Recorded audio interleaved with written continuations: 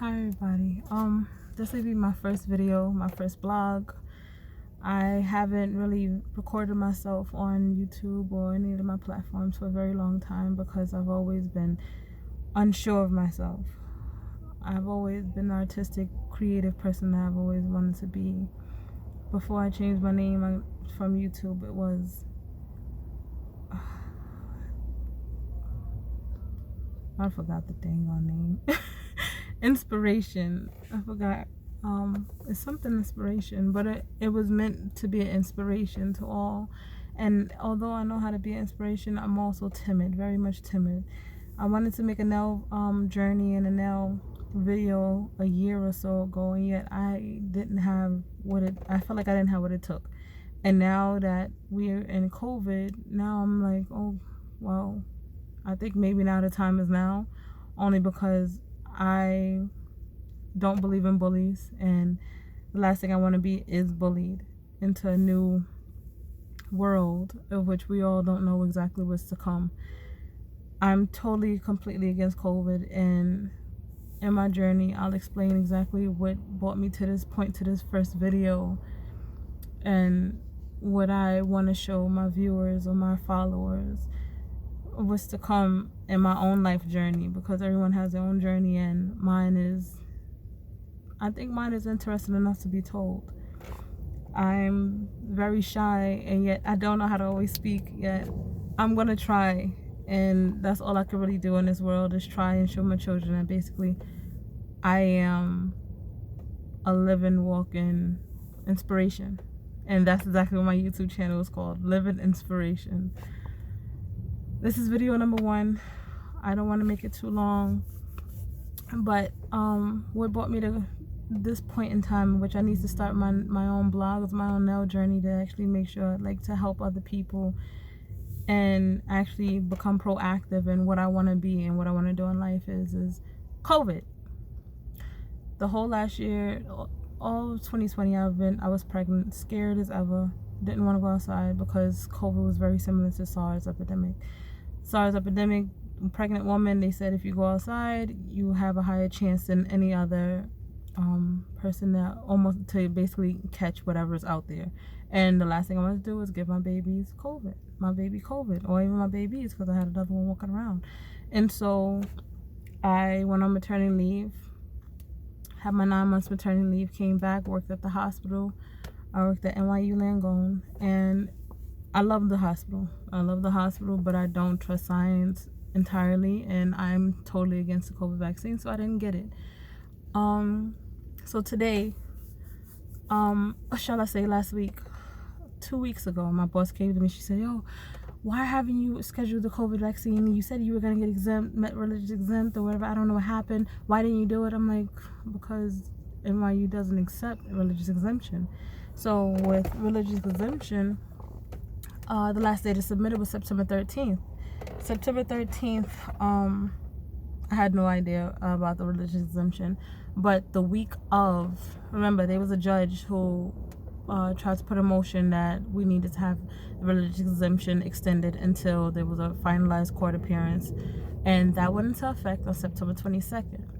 So that week, I said, you know what? I put in my letter of resignation 2 weeks before.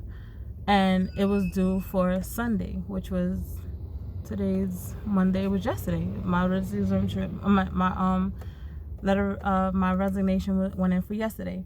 Yesterday, that Friday, the Friday that I turned it in, I told her the very same day I gave it to her. I said, you know what, I could take it away. She said, no, it's not a problem. If you ever want to take it away, when you really are sure that, you know, like that's what you want to do, then we can always take it away. Take it down. Because my children's father got religious exemption under NYU, I thought, you know what? There's a chance that I can get it too. Like, forget this. We're under the same hospital. We're under the same rules, regulations. I submitted my paperwork before he did, and they told me, if you want religious exemption, fill out the form. He sent the letter to them stating that there was no form. I sent the letter about 40 minutes later saying there's no form.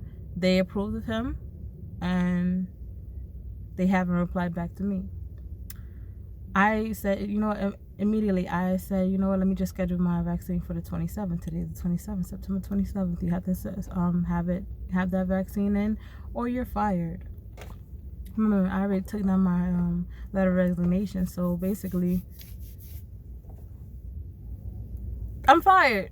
My COVID vaccine was scheduled for September 27th at 5:27. It's now 5:26. I'm not going to get that thing. All day today I was contemplating, like, you know, trying to email whoever I could. Nobody replied back. Everybody went on deaf ears. I tried to reply to email everybody I possibly could. Even human resources played it off like they were so clueless. But I was crying earlier today. All day I was crying because I was like, oh my God, like, what about my babies, you know?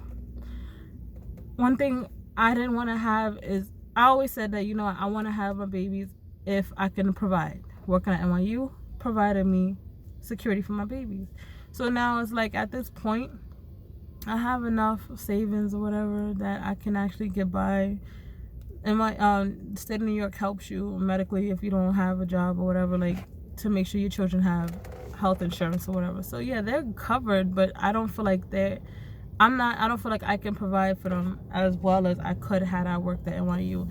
And again, I still stand by my own understanding of the whole COVID vaccine and how it's not working out for a lot of people. Some people it is, some people it isn't, but it's way too new for me to actually say, you know what, here's my shoulder, you can shoot me up to whatever may be in this vaccine that was clearly created too quickly.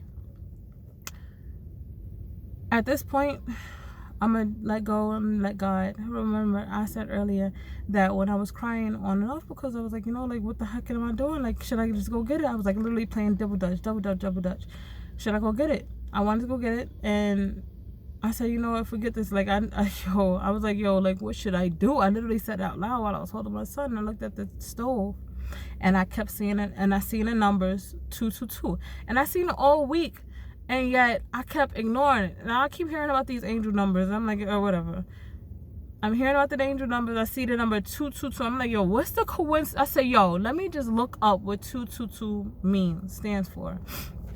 When I looked it up, it said, stop. That means that's your guardian angels telling you, stop worrying, manifest what you believe in, and set your goals straight.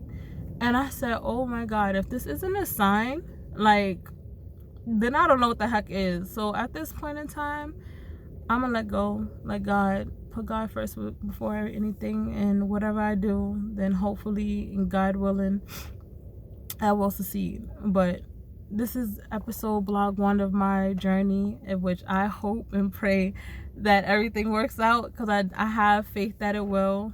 I have faith in God. I have faith in everything that's going around. COVID is not the end of everything. It's not the end of the world. It's also opportunities thanks to COVID that people who, like me, could not leap, and now I'm like literally being forced off that damn cliff to fly.